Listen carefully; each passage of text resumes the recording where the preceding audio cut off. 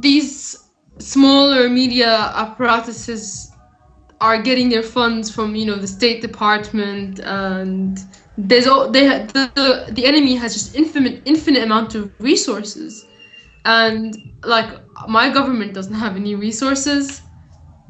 The Russians certainly don't give up a lot. Once peace resumes in Syria and things settle down, what interests will you pursue? Um, well, before Syria, I was very interested in the Iraq War, and before that, the war in Afghanistan. So I probably will follow the next conflict, perhaps what's happening in Ukraine. Palestine is always going to be interesting to me.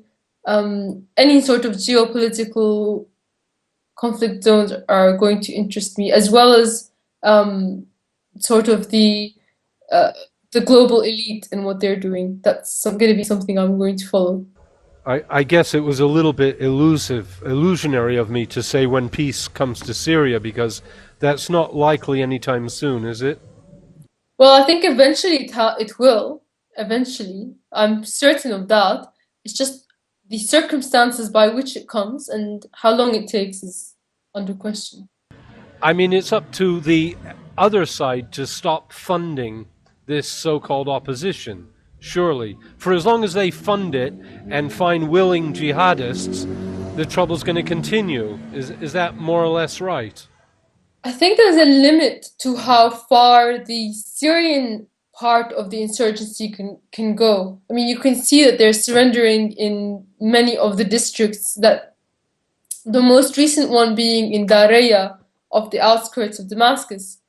They said that they've run out of ammunition. They're taking the government amnesties. There is a limit to how far the Syrians will take it, but there's no limit to how far the foreign jihadists are going to take it. And when we consider that Iraq is still being sort of the borders are still not under control, the problem continued on for over a decade for Iraq, and it could happen to Syria too. However, we do have maintained our military. Our military was not liquidated like Iraq's was.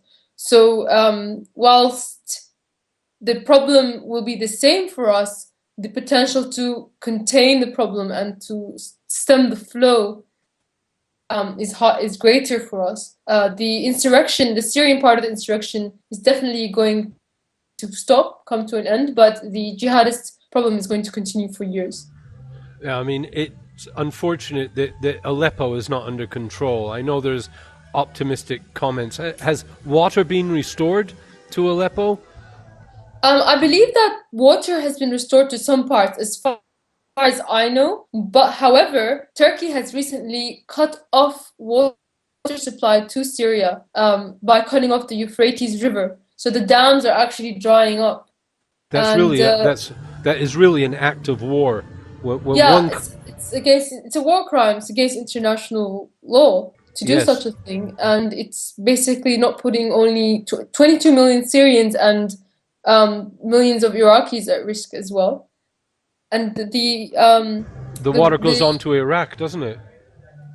Yeah, and that well is under the control of ISIS, and apparently they require to stop the output from the dam for it to continue working, because if the dam reaches a certain point below some water level, it ceases to work, and ISIS has not allowed the workers of the dam to stop the output. So perhaps Turkey and ISIS have some kind of collaboration in this. Certainly, it's a bit strange that this is happening at the same time that the rebels decided to cut off water to Aleppo, and at the same time that Ukraine has cut off water to Crimea.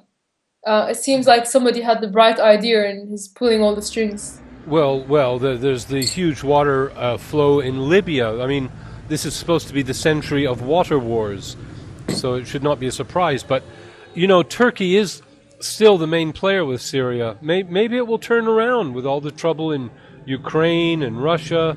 I mean, Turkey could put an end to all this trouble in Syria if it just closed its border and stopped supporting the jihadists.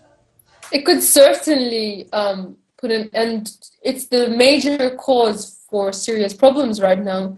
I think that the Syrian-Turkish border is the most open wound for Syria, and where most of the jihadists are coming from foreign, and the fact that they have like bases on the borders for the insurgents to go back, retreat, rearm, regroup, and then go back into Syria. So we saw that in Kasab recently, where Turkey supported Al-Qaeda's attack there, and with Erdogan's war room leaked conversations that exposed all their plans in Syria and their support of these Al-Qaeda terrorist groups.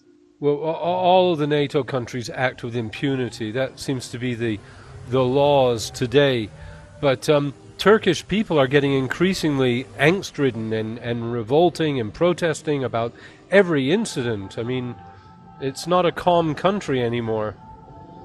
It boggles the mind that with all of the scandals that rocked him and all of the protests that were going on in Turkey before the elections, that Erdogan survived and continued to, be the president. And yet again, we see more rallies. I don't think that the Turkish people necessarily support the Syria policy that Erdogan is undertaking.